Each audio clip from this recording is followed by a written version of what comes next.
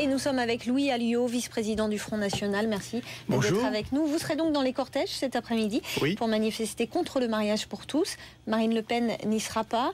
Il n'y a pas de mobilisation en bloc au FN contre ce projet? Mais il y a une mobilisation sur le fond, c'est-à-dire sur le projet lui-même, sur le mariage, sur l'adoption et sur la PMA. Mais sur la manifestation, on a considéré que le gouvernement, par ce projet de loi et on va dire la dynamique qu'il essaie d'insuffler sur ce projet de loi à gauche, tente finalement de masquer la réalité des problèmes aujourd'hui.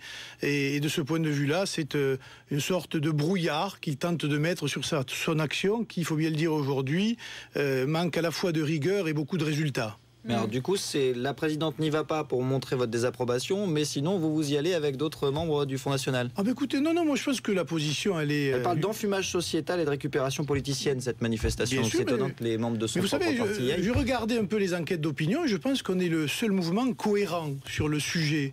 Parce que quand vous regardez, par exemple aujourd'hui il est sorti une enquête d'opinion, je crois que 68% des Français pensent que c'est un sujet secondaire, en tout cas qui n'est pas prioritaire par rapport à l'emploi, par rapport à la sécurité ou à d'autres sujets. Pourquoi y être en fait finalement aujourd'hui? Pour marquer symboliquement, pour défendre des valeurs, pour défendre la famille et puis pour défendre un des piliers de notre société, de notre civilisation. Et je remarque d'ailleurs que ceux qui défileront aussi aujourd'hui, d'autres partis politiques, sont, je pense, assez hypocrites parce qu'ils ont participé pendant 30 ans à l'abaissement de la famille dans notre pays. Et c'est comme ça que quand je vois l'UMP défiler, c'est quand même à mourir de rire parce qu'ils ont été aux manettes du pouvoir pendant très longtemps et ils n'ont jamais rien fait pour défendre la famille. Est-ce que vous avez l'espoir de faire plier le gouvernement, de faire reculer le gouvernement? Mais je crois que si la mobilisation est très importante, ce sera de nature à interroger nos gouvernants. Et nous plaidons depuis longtemps pour le référendum sur ce sujet et nous espérons que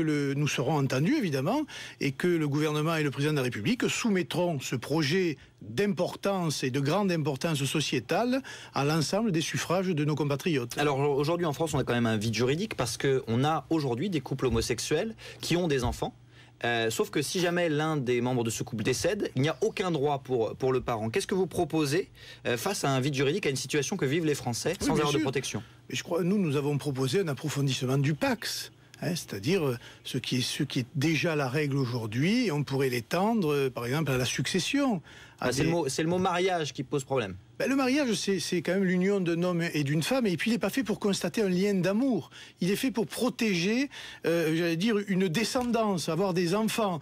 Et jusqu'à preuve du contraire, pour avoir des enfants, eh bien, il faut un homme et une femme. Mais ils en ont déjà des enfants, c'est ça le... Oui, non, mais pour cela, c'est pour ça que les couples homosexuels, ils sont plusieurs dizaines de milliers aujourd'hui à avoir déjà des enfants. Oui, en fait. Et c'est pour ça que je vous dis qu'il faut approfondir le PACS et l'adapter à certaines situations. Mais la règle générale, et la loi d'ailleurs est l'expression de la volonté générale, s'adapte, c'est un principe général et pas s'adresse pas à des cas particuliers. Et je pense que le PACS, de ce point de vue-là, ou l'approfondissement du PACS, ou ce que certains appellent, je crois, l'union civile, serait tout à fait adapté aux situations particulières connues aujourd'hui dans notre pays.